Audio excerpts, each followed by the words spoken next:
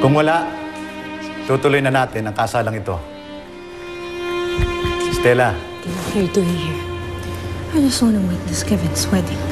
Please, don't make a scene here. Halika na.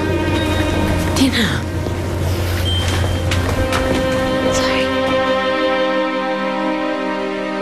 Tina. Lucy! Lucy, let go of me! Ano ka ba? Hindi kita hahayaang sirain ang kasal ni Stella. At sino naman na nagsabi sa'yo na sisirain ko yung kasal ng childhood friend mo? Then what are you doing here?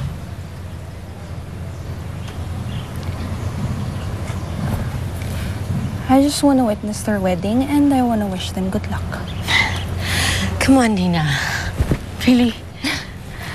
Okay, fine. Fine. You want the truth? Gusto kong makita yung lalaking mahal ko na ikakasal sa ibang babae. Now, are you happy? Sabi sa akin ni Mesha may binabalak kang masama. Yes. Noong una, totoo yun. Gusto kong pumunta dito para magwala. Para pigilan yung kasal nila. Because I was hurting, Lucci. At gusto ko rin silang masaktan. But I thought, what good would that do? Mamahalin ba ako ulit ni Kevin?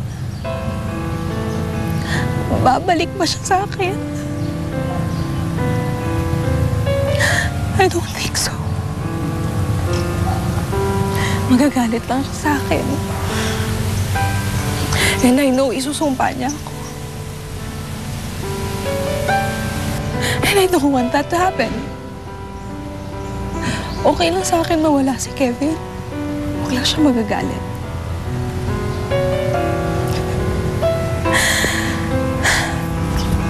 Mahal ko na talaga siya, no? Kasi okay lang na nasasaktan ako. Huwag lang siya magagalit sa akin.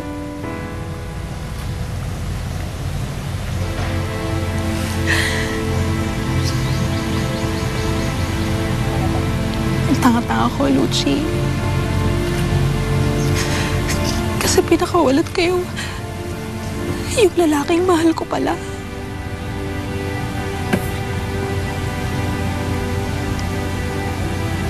Tama na yan.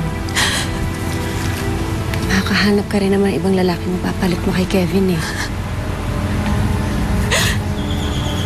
That's crap. But it's also true. I know it's hard, pero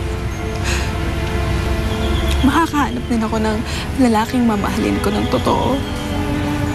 And I promise, Lucci, I won't fool around this time.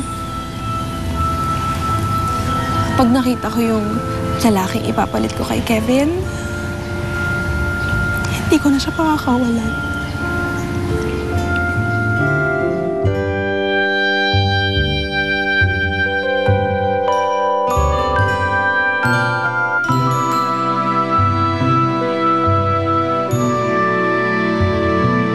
I now pronounce you man and wife. Kevin, pwede mo nalik ka ng asawa. Pasalubungan po natin ang palakpakan ng bagong kasal. Mabuhay ang bagong kasal.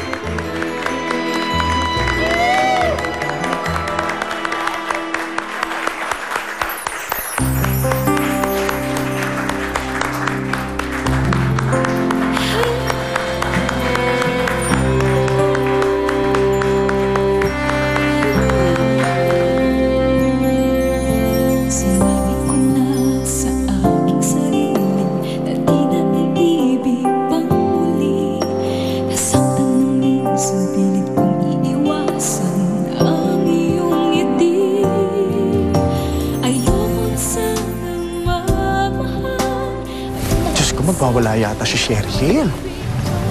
Hindi na. What are you doing here? Kevin, she's just here to congratulate you guys. Kevin, I'm sorry for all the nasty things I've done. I just want to congratulate you and Stella and wish you a very happy life. Congratulations, Stella. Maswerte ka kay Kevin.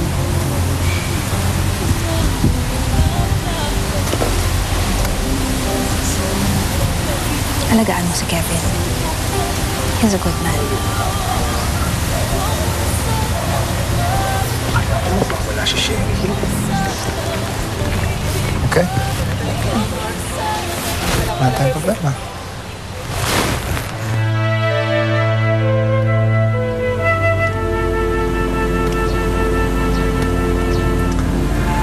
Sir, sila ba yung mga... Hindi niyo ba sila lalapitan para... Let's go.